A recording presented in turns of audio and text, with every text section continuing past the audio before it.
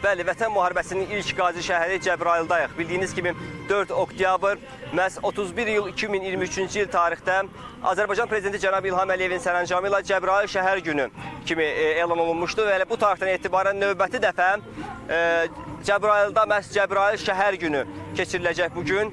Bildiyiniz kimi 2020-ci ildə baş tutan 44 günlük Vətən müharibəsi nəticəsində Azərbaycan ordusu düşmən mövqeləri və ətrafında Cəbrayıl şəhərini, eləcə də 9 kəndi azad etdi.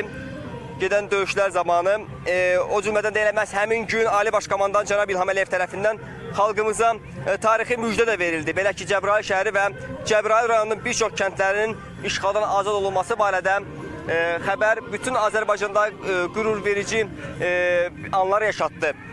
Beləliklə, məhz qeyd elədiyimiz kimi 31 iyul 2023-cü il tarixdən etibarən də 4 oktyabr rəsmən Cəbrayıl şəhər günü kimi qeyd olunur. Elə bu gündə, bu münasibətlə növbəti dəfə Cəbrayılda təntənəli konsert proqramı həyata keçiriləcək. Biz məhz həmin konsert proqramının baş tutacağı məkandayıq.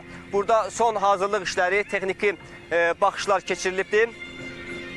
Bundan əlavə, tədbirin baş tutacağı məkanda Zəfərin ruhundan və Qarabağ həqiqətlərindən bəhs eləyən bir fotosərgi də deməli tədbir iştirakçılarına nümayiş olunacaq, təqdim ediləcək. İndi operatorumuzdan xahiş edəcəyik sizə məhz həmin fotoları, Zəfərin ruhunu özündə əks etdirən fotoları tamaşaçılarımıza təqdim etsin.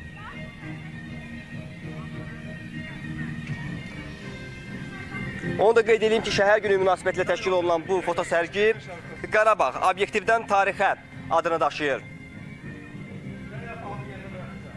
4 oktyabr Cəbrayıl şəhər günü münasibəti ilə keçiriləcək silsilə tədbirlərin müşahidəsinə davam edəcəyik və növbəti xəbər buraxılışlarımızda tamaşaçılarımıza daha ətraflı məlumatlar çatdıracağıq. Hələlik isə bizdən bu qədər, söz təkrar sizdədir.